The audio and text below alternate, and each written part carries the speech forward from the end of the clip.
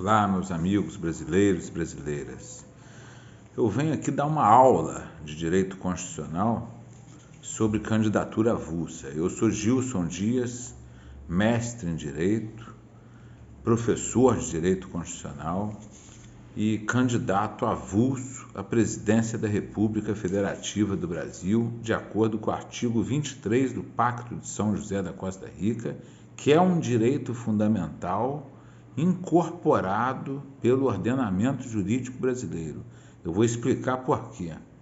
Existe um princípio de direito que fala que tempus regit actum, ou seja, a norma ela é definida num determinado tempo e depois não pode vir uma norma posterior querer prejudicar uma norma definida anteriormente que se configure como um direito fundamental.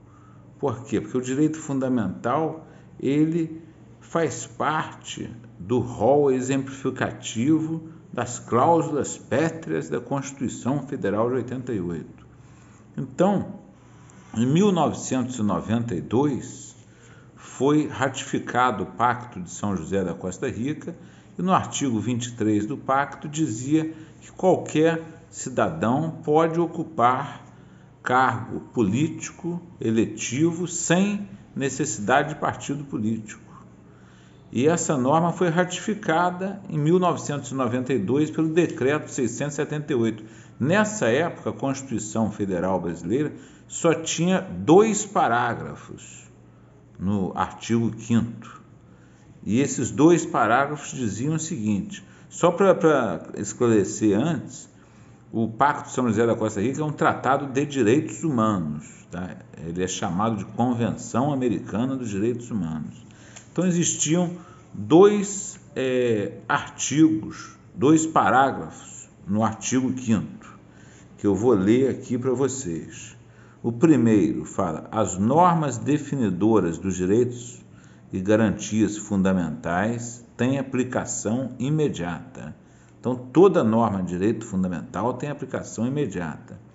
E o parágrafo 2º, os direitos e garantias expressos nesta Constituição não excluem outros decorrentes do regime e dos princípios por ela adotados ou dos tratados internacionais em que a República Federativa do Brasil seja parte.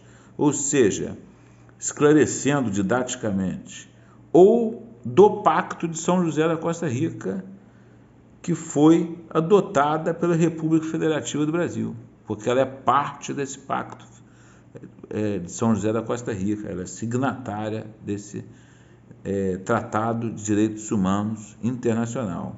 Então, a partir de 92, só existiam esses 2 parágrafos na Constituição.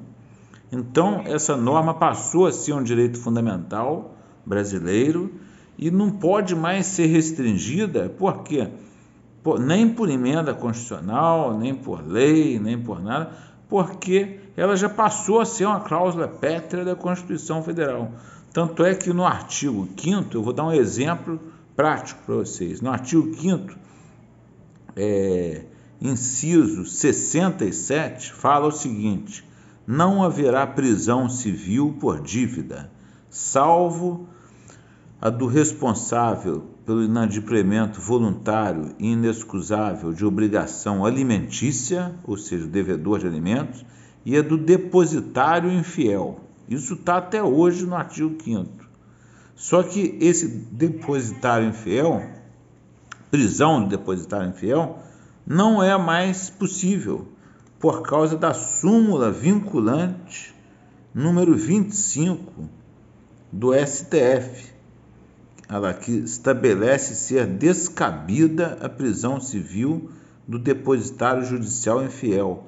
Por que foi descabida a prisão do depositário infiel pela súmula vinculante número 25 do STF?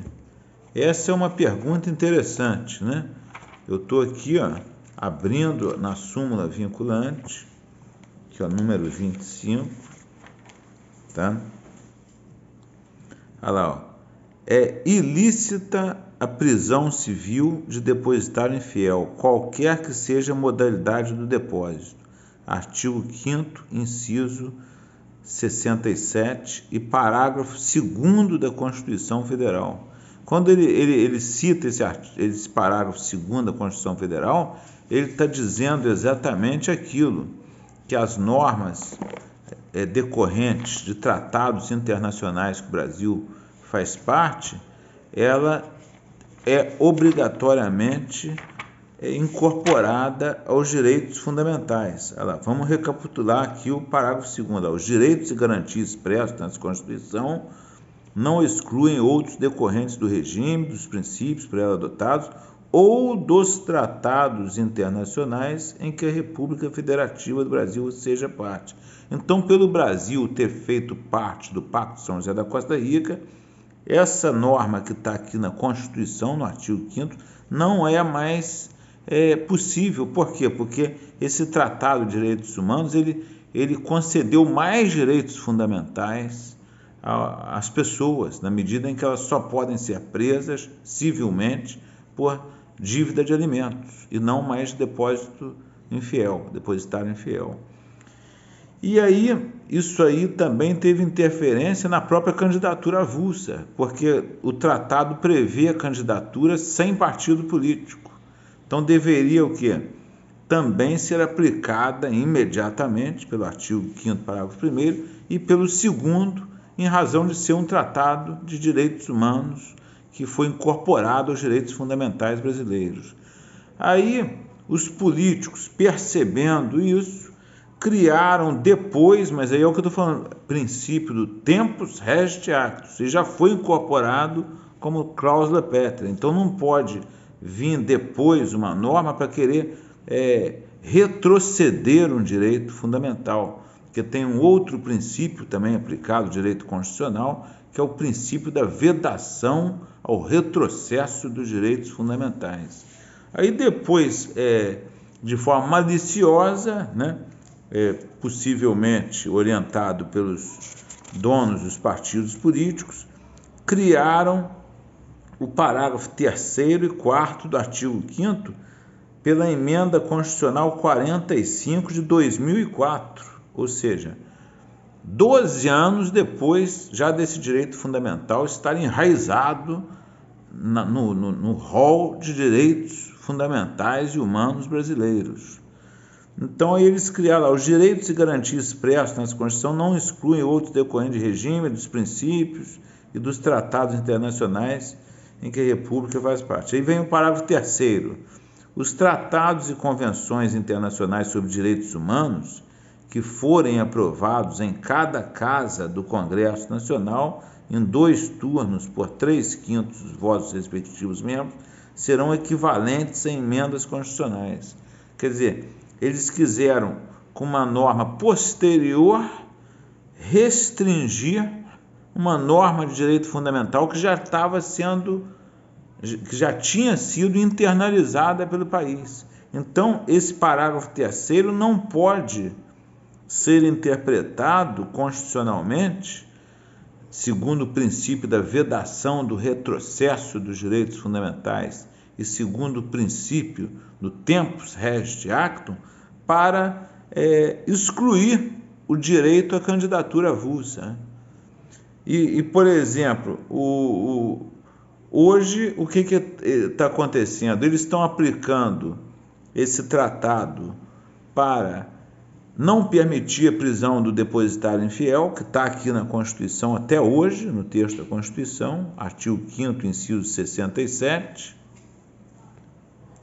e não estão aplicando o tratado para a candidatura avulsa. Como é que pode aplicar para uma coisa e não aplicar para outra? Quer dizer, isso aqui está na cara que esse parágrafo 3º foi para evitar que tivessem candidatos avulsos, para poder manter a panelinha do poder político, do acesso ao poder político com os partidos políticos que foram criados por 101 pessoas. Isso é importante falar. Esses partidos, a maioria deles foi criada antes da Constituição de 88 por 101 pessoas. e depois a Constituição praticamente proibiu a criação de partidos, só que teve esse tratado, que foi ratificado pelo Brasil, quer dizer, talvez por ignorância do presidente, mas foi ratificado, e aí tem validade. E aí eles criaram esse parágrafo terceiro para tentar confundir a coisa e querer retroceder direito fundamental, que não pode ser retrocedido, porque há o princípio da vedação ao retrocesso dos direitos fundamentais. Então, o artigo 23 do Pacto de São José da Costa Rica, tecnicamente, é válido, e nenhuma lei pode excluir um direito fundamental, nem a emenda constitucional pode excluir direito fundamental, que é a cláusula pétrea, que é o caso desse tratado, que faz parte da Constituição Federal dos direitos fundamentais materiais, e não pode, muito menos uma lei. Aí, quando o Supremo decidiu pela repercussão geral, com parecer favorável da Procuradoria-Geral da República à candidatura avulsa, eles entraram em desespero, os partidários, né, o partido político, e criaram lá um parágrafo lá na Lei das Eleições, que é uma norma legal, falando que é proibida, é vedada a candidatura avulsa no Brasil. Quer dizer, essa lei, se nem a emenda pode desfazer essa norma de direito fundamental, como que uma lei ordinária no duplo sentido, né, pode querer desfazer uma cláusula pétrea, que é esse tratado de São José da Costa Rica, aprovado pelo Brasil, na época em que só existiam os parágrafos 1º e 2º da Constituição da República Federativa do Brasil. Então, a minha candidatura é legítima, juridicamente. Eu, como professor de Direito Constitucional, mestre em Direito, estudioso da matéria, eu afirmo isso. E só não será aprovada a minha candidatura se for ter um julgamento contrário ao que a Constituição diz e ao que os princípios de interpretação constitucional dizem. Então fica bem claro essa aula aqui para vocês entenderem por que é totalmente legítima a minha candidatura à presidência da República. Um forte abraço a todos, muito obrigado pela atenção.